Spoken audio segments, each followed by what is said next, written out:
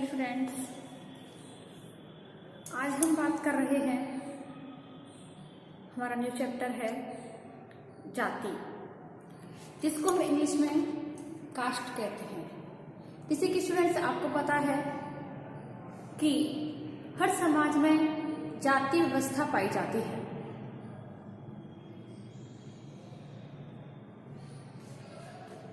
जाति जो शब्द है हमारा, वो इंग्लिश के कास्ट शब्द का हिंदी रूपांतरण है।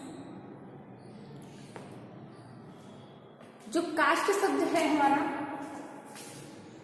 ये हिंदी का रूपांतरण है और कास्ट शब्द की उत्पत्ति पुर्तगाली भाषा के कास्टा से हुई है। जो हमारा कास्ट शब्द है, ये पुर्तगाली भाषा के कास्टा शब्द से लिया गया है। और कास्टा जो शब्द है हमारा, इसका अर्थ है मत, विभेद या जाति। जाति शब्द की उत्पत्ति सन 1665 में ग्रेसिया डी ओरेटा नामक विद्वान ने की थी। जाति शब्द की उत्पत्ति सन 1665 में ग्रेसिया डी ओरेटा ने की थी। अब इसकी कुछ परिभाषाएं हैं, जैसे कि मजूमदार एवं मदान ने दी है। इसकी जो पहली परिभाषा है वह मजूमदार एवं मदान ने दी है कि जाति एक बंद वर्ग है। मजूमदार एवं मदान के अनुसार जाति एक बंद वर्ग है। दूसरी परिभाषा फूले के अनुसार, जब एक वर्ग पूर्णतः आनुवांशिकता पर आधारित हो जाता है तो हम उसे जाति कहते हैं। आनुवांशिकता यानी कि माता पिता, दादा दादी, आनुवांशिक तौर पर हम जिस जाति में जन्म लेते हैं, जिस वर्ग में जन्म लेते चले जाते हैं, वह हमारी जाति कहलाती है। जाति एक बंद वर्ग है और इसकी सदस्यता कैसी होती है? जन्म से होती है। इसकी परिस्थिति कैसी होती है? प्रदत्त परिस्थिति होती है, ना कि अर्जित परिस्थिति होती है। जाति की सदस्यता होती है हमको जन्म से ही मिलती है। व्यक्ति जिस जाति में जन्म लेता है, मृत्यु पर्यंत उस जाति का ही सदस्य रहता है। इसमें आगे आता है कि जाति एक ऐसा समूह है जिसकी सदस्यता जन्म पर आधारित होती है और जो अपने सदस्यों पर खानपान, विवाह, पेशा और सामाजिक सहवास संबंधी अनेक प्रतिबंध लागू करती है। यानी कि जाति एक ऐसी व्यवस्था है कि जाति के आधार पर व्यक्ति खानपान संबंधी, पेशा संबंधी, विवाह संबंधी, सामाजिक सहवास संबंधी अनेक प्रतिबंध लागू करती है। यानी कि जो उच्च जाति के लोग होते हैं वो निम्न वर्ग के यहाँ पर खाना नहीं खाते हैं। किस जाति के यहाँ पानी पी सकते हैं, किस जाति के यहाँ पर कच्चा या पक्का भोजन कर सकते हैं, किसके यहाँ फलाहारी भोजन कर सकते हैं। तो इस प्रकार के जो भोजन संबंधी प्रतिबंध हैं, ये जाति ही लागू करती है। जाति ही विवाह संबंधी प्रतिबंध लागू करती है। यानी कि एक जाति के लोग अपनी ही जाति के अंदर विवाह कर सकते हैं, निम्न जाति के यहाँ विवाह नहीं कर सकते, या निम्न जाति कभी उच्च वर्ण के यहाँ विवाह नहीं कर सकते। तो इस प्रकार के जो प्रतिबंध है, जाति ही प्रतिबंध लागू करती है। फिर आता है सामाजिक सहवास संबंधी प्रतिबंध। सामाजिक सहवास यानी कि जो विवाह के पश्चात जो यौन संबंध स्थापित किए जाते हैं, तो यौन संबंध अपनी ही जाति के अंतर्गत लड़के लड़की अपनी ही जाति के अंदर विवाह करते हैं, तो उन्हीं के बीच सहवास संबंधी प्रतिबंध होते हैं। जो जाति प्रथा होती है हमारी, जाति एक ऐसी व्यवस्था है जिसके अंतर्गत एक समाज अनेक आत्म केंद्रित, एक दूसरे से पूर्णतः पृथक इकाइयों में विभाजित रहता है। इन इकाइयों के बीच परस्पर संबंधित ऊंच नीच के आधार पर सांस्कृतिक रूप से निर्धारित होते हैं।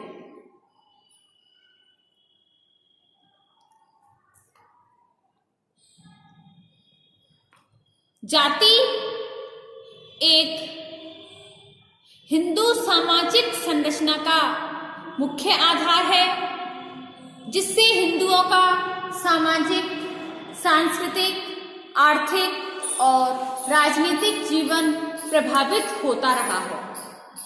अब आते हैं हमारी जाति प्रथा की विशेषताएं।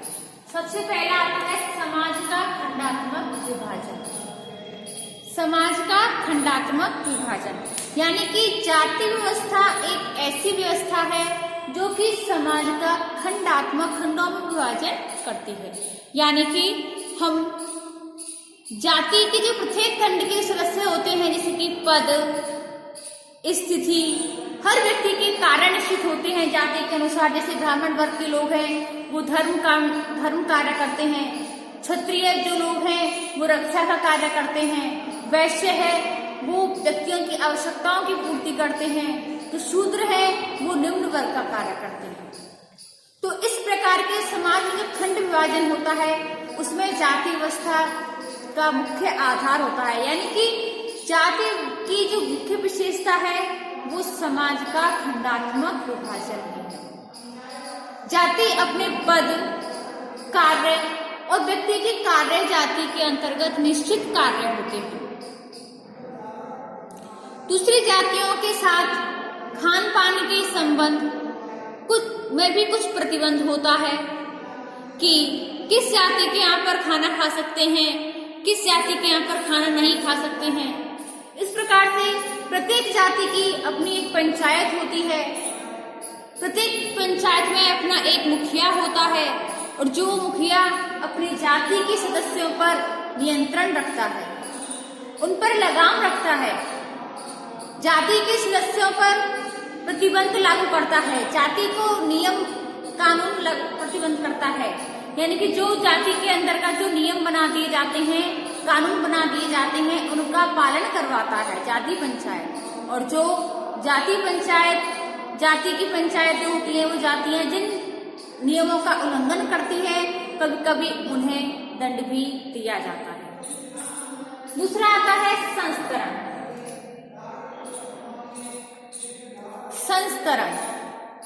भारत में सभी प्रकार की जातियां जो होती हैं उनकी स्थितियां, उनकी परिस्थितियां समान हों ये आवश्यक नहीं है, क्योंकि उनमें ऊंच नीच का भेदभाव तो पाया जाता है, उनमें उतार चढ़ाव पाया जाता है। ऊंच नीच की व्यवस्था में से कि ब्राह्मणों को सर्वोत्तम माना जाता है, क्षत्रियों को और वैश्यों को मध्यम माना जाता है और शूद्रों को सबसे नीच जाति का लोग माना जाता है। जन्म पर आधारित होने के कारण संसरण में स्थिरता और दृढ़ता पाई जाती है। यानी कि जो उच्च वर्ण के लोग होते हैं वो ब्राह्मण ही होंगे, वो धार्मिक कर्मकांड, यज्ञ, हवन के कार्य करते हैं, पूजा पाठ के कार्य करते हैं। क्षत्रिय और वैश्य वो मध्यम लोग होते हैं, वो रक्षा का कार्य करते हैं, व्यक्तियों की आवश्यकताओं की पूर्ति करते हैं और शूद्रों को सबसे निम्नतम माना जाता है। कहा गया है कि ब्रह्मा के जो मुख होता है उससे, ब्रह्मा के मुख से ब्राह्मणों का अवतार हुआ है, हाथों से क्षत्रियों का उद्धार हुआ है। मतलब कि जो मुख है, यहाँ तक का जो हिस्सा है वो ब्राह्मणों का अवतार है, ब्राह्मणों से, और जो यहाँ तक का हिस्सा है अपने हाथ चेष्ट वो है क्षत्रियों का भाग है, और जो उदर का भाग होता है, उदर का भाग होता है वो वैश्यों का भाग है, और उदर से नीचे यानी कि जो पैर है अपने वो भाग होता है शूद्रों का।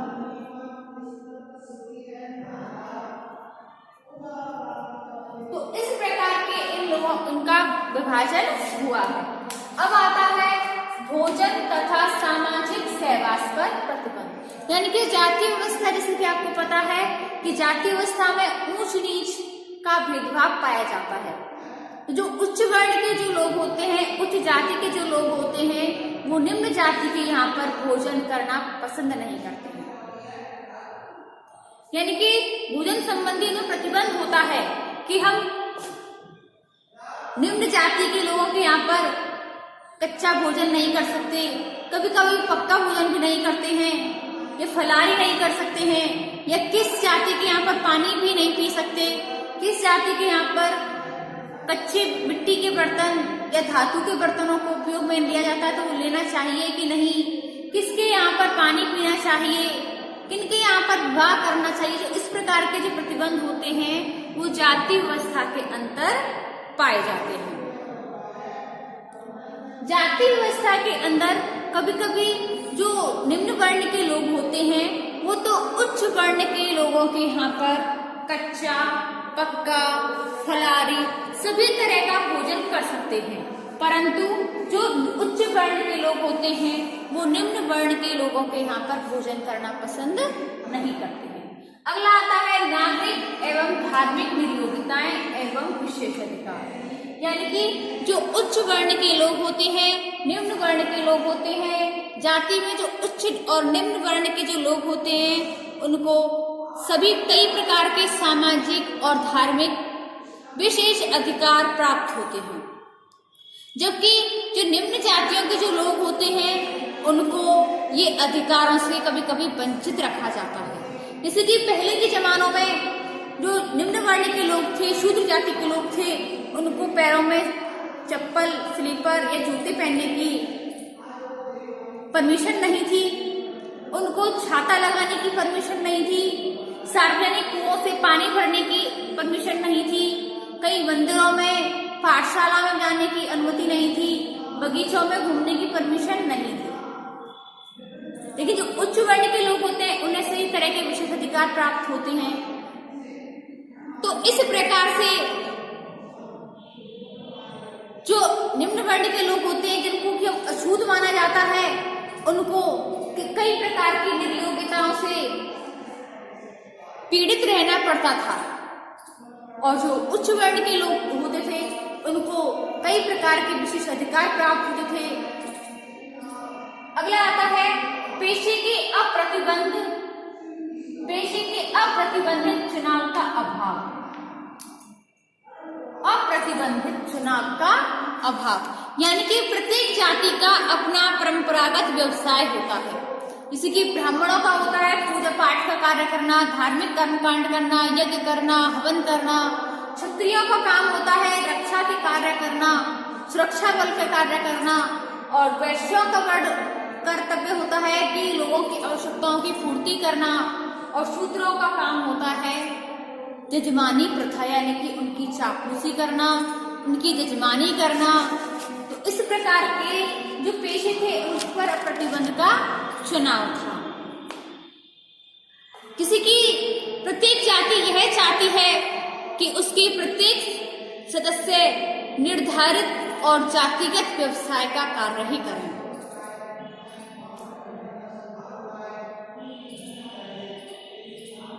अगला है विवाह संबंधी प्रतिबंध। विवाह संबंधी यानी कि जो उच्च वर्ण के लोग होते हैं वो अपने उच्च वर्ण के लोगों में ही विवाह करें और निम्न वर्ण के लोग निम्न जातियों में ही विवाह करें। तो इस प्रकार के जो विवाह संबंधी प्रतिबंध होते हैं वो एक जाति अपनी ही जाति या उपजाति में विवाह करती है, अन्य जातियों में विवाह करने पर प्रतिबंध लागू करती है। अगला है जन्मजात सदस्यता यानी कि जाति होती है वो व्यक्ति को जन्म से ही मिलती है। यानी कि बच्चा जब जन्म लेता है, जिस घर में लेता है, जिस जाति में लेता है, मृत्यु पर्यंत उसी जाति का सदस्य होता है। व्यक्ति अपनी मर्जी से जाति की सदस्यता ग्रहण नहीं कर सकता है, बल्कि जन्म से ही उसको जाति की सदस्यता स्वतः ही प्राप्त हो जाती है। अगला है जाति का राजनीतिक रूप।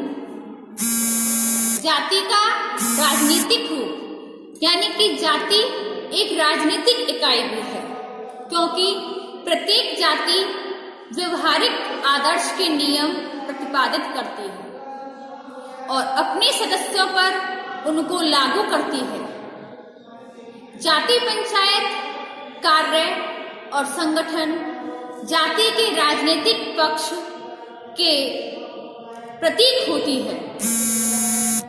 जाति के द्वारा विधायक, न्यायिक, कार्यकारिणी संबंधी कार्य भी संपन्न किए जाते हैं, जिसके कारण उसे राजनीतिक इकाई का रूप मिलता है।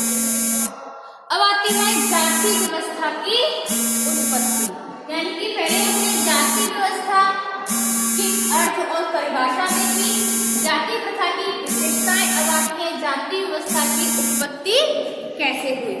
पहला आता है परंपरागत सिद्धांत के द्वारा। परंपरागत सिद्धांत यानी कि किस प्रकार की परंपरा चली आ रही है, तो इस प्रकार की परंपरा के सिद्धांत को प्रतिपादित करने के लिए इस परंपरागत जो सिद्धांत है, इस सिद्धांत की उत्पत्ति वेद, पुराण, शास्त्र, उपनिषद और स्मृतियों और धर्मशास्त्र से हुई है। यानी कि इस परंपरागत सिद्धांत के अनुसार श्री कृष्ण के अनुसार, श्री कृष्ण ने कहा है, ऋग्वेद के अनुसार ब्राह्मणों का जन्म तो मुख से हुआ है, क्षत्रियों का जन्म हाथों यानी कि भुजाओं से हुआ है, वैश्यों का जन्म उदर से हुआ है और उदर से निम्न भाग यानी कि पैरों से शूद्रों का जन्म हुआ है। महाभारत में एक कथा के अनुसार श्री कृष्ण ने 100 ब्राह्मणों को, 100 क्षत्रियों को, 100 वैश्यों को और 100 शूद्रों को जन्म दिया और इसी से सारी सृष्टि की रचना हुई है। गीता में श्री कृष्ण भगवान ने कहा है कि मैंने चारों वर्णों की रचना व्यक्तियों के गुण, उनके कर्म के आधार पर की है। अगला आता है प्रजातीय सिद्धांत। प्रजातीय यानी कि प्रजाति जो लोग होते हैं, अनुलोम विवाह को जाति की उत्पत्ति के लिए उत्तरदायी ठहराते हैं। और अनुलोम विवाह कब हुए?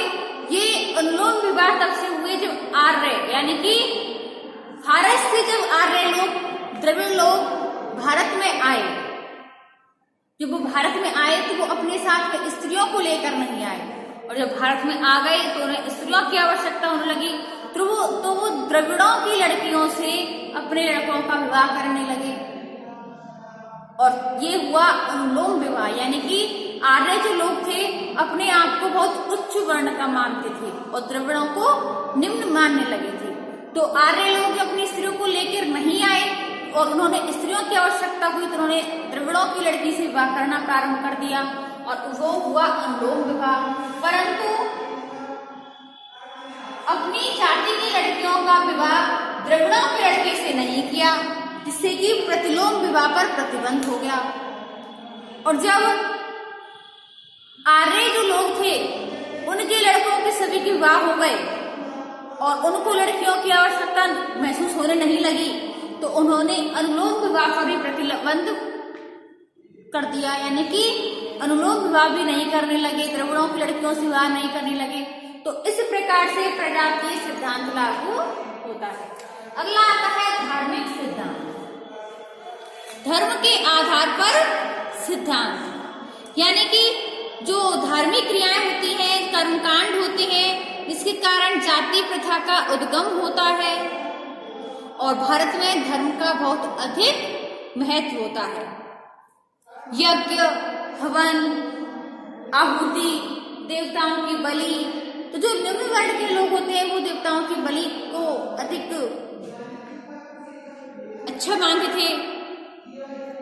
जो ब्राह्मण होते हैं वो मंत्रोच्चारण का कार्य करते हैं, हवन का कार्य करते हैं, माली बगीचों से पुष्प चुनकर लेकर आते हैं, देवी देवताओं के लिए, भगवानों के लिए पुष्पमाला बनाते हैं। न्यायी जो होते हैं हजामत बनाने का कार्य करते थे, न्योता देने का कार्य करते थे। इस प्रकार से अलग अलग समूह की सामाजिक स्थिति उसके कार्यों की पवित्रता के अनुसार ऊंची और नीची होती थी। यानी कि जो ब्राह्मण मंत्रोच्चारण का कार्य कर रहे हैं उनकी जाति उच्च हो गई, और जो नाई है, हजामत बनवा रहे हैं, न्योता दे रहे हैं, तो उनकी जाति निम्न हो गई। तो इस प्रकार से धार्मिक सिद्धांत पर भी जाति व्यवस्था बहुत लागू होती है। अगला है व्यवसायिक सिद्धांत। व्यवसाय के आधार पर, जैसे कि प्रत्येक जाति का अपना अपना व्यवसाय होता है। ब्राह्मणों का व्यवसाय है धार्मिक कर्म कांड करना, पूजा करना, पूजा पाठ करना, मंत्रोच्चारण करना, हवन करवाना, तो इस प्रकार के व्यवसाय होते हैं। और जो शूद्र जाति के होते हैं वो निम्न जाति का कार्य होता है उनका। हर किसी का लोहार है वो लोहे का कार्य करते हैं, सुनार सोने की वस्तु का निर्माण करते हैं। तो इस प्रकार से जो व्यवसायिक आधार पर उच्च वर्ण और निम्न जाति का भी जाति भी व्यवस्था लागू होती है। अगला है राजनीतिक सिद्धांत। जैसे कि जाति, प्रत्येक जाति में जाति पंचायत होती है, राजनीतिक व्यवस्था होती है जो कि अपनी जाति के लोगों पर नियम लागू करती है, और जो उन नियमों का उल्लंघन करता है तो उन्हें दंडवत भी किया जाता है। कभी कभी जाति व्यवस्था होती है लोगों को दंडित भी करती है। अगला है आदिम संस्कृति का सिद्धांत। आदिम संस्कृति का सिद्धांत, जैसे कि जो विभिन्न जातियों के बीच होने वाले विवाह, खान पान, वेशभूषा, भाषा संबंधी जो निषेध है उनको समझाने के लिए आदिम संस्कृति का सिद्धांत लागू हुआ था। अगला है बहुकारक सिद्धांत। इसके अंतर्गत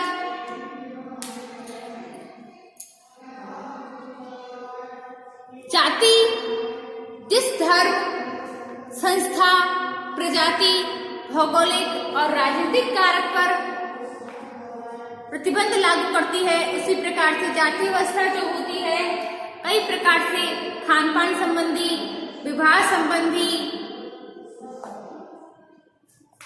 सामाजिक सहवास संबंधी प्रतिबंध लागू करती है। यानी कि जो जाति व्यवस्था होती है समाज को 4 भागों में डिवाइड करती है। ब्राह्मण, क्षत्रिय, वैश्य, शूद्र, और इनको उच्च वर्ण और निम्न वर्ग में भी देखा जाता है। यानी कि कौन सी जाति उच्च वर्ण में आती है, कौन सी जाति निम्न वर्ण में आती है, और उसी के अनुसार लोग अपने ऊपर प्रतिबंध लागू करते हैं। तो स्टूडेंट्स, आज की वीडियो में हमने जाति शब्द की उत्पत्ति किस प्रकार से हुई है, इसकी परिभाषाएं क्या थी, जाति की विशेषताएं और जाति प्रथा की उत्पत्ति किस प्रकार से हुई, आज के वीडियो में हमने ये देखा है। इससे आगे हम देखेंगे अपनी नेक्स्ट वीडियो में।